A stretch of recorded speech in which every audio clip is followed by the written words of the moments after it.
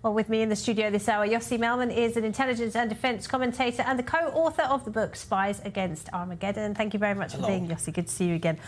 So what do you think then? Because the Americans have come out quite hard against that claim by the Israeli government. Israel says that vote last night at the UN Security Council has given Hamas additional leverage in the hostage negotiations and has made it tougher for Israel to get those people home. What do you think? I'm not sure that this is the case, because probably Hamas made the decision before the UN Security Council resolution, although it was in the making. So Israel, for example, the Israeli Prime Minister knew already 24 hours before, while trying to persuade the Americans to change their position, Netanyahu knew that that's going to be the resolution.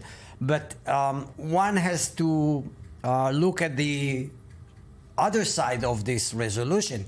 It calls for the release of the hostages, not just a ceasefire.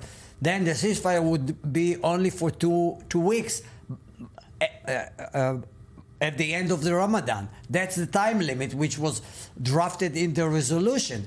And therefore, I don't think it's a very bleak, negative decision as far as Israel is concerned. Obviously, it's a tough negotiation. I would disagree with the definition that it is the last ditch. We have witnessed for the last 5 months so many last ditches which have been extended and dug with new ditches and new ditches. So it's very, very crucial now. But on Saturday night, Sunday night, Israel offered to free hundreds of Palestinian prisoners, including murderers, in return for 40 hostages. Hamas never responded to that. And they're now insisting, no, we're going back to the position we originally had. The war has to end. Absolutely. Well, do you think that they've got the message that, you know, the world pressure on Israel is becoming unbearable, and Hamas is hoping that Israel will have to stop the war? Yes, this is true. Hamas realizes that Israel is becoming isolated in the world. It's not just the Economist magazine front page story, Israel alone. It's a gradual process that Israel has to take into account. Israel is being isolated diplomatically. There is a growing pressure to embargo arms supplies to Israel. Canada is just one example. Holland is another one. But did the Canadian move actually mean anything? Because actually Israel sells more weapons to Canada than it doesn't matter. It's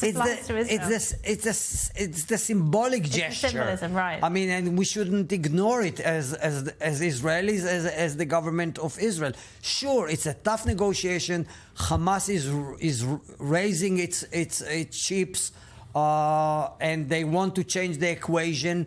But I don't think this is the end of the line. I'm sure there will be more pressure on both, on Hamas and Israel. And eventually, hopefully, there will be a deal.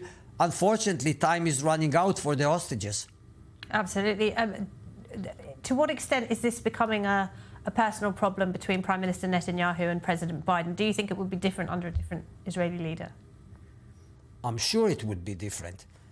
The atmosphere would be different. The air would be clearer. I'm not sure that the interests or the geostrategic posture would change, but the atmosphere in Israel and the attitude personal attitude to Netanyahu is becoming unbearable for many, many leaders around the world. We have to be clear about it. Netanyahu is now the obstacle, whether he like it or not, as Hamas is the obstacle. If Hamas wants to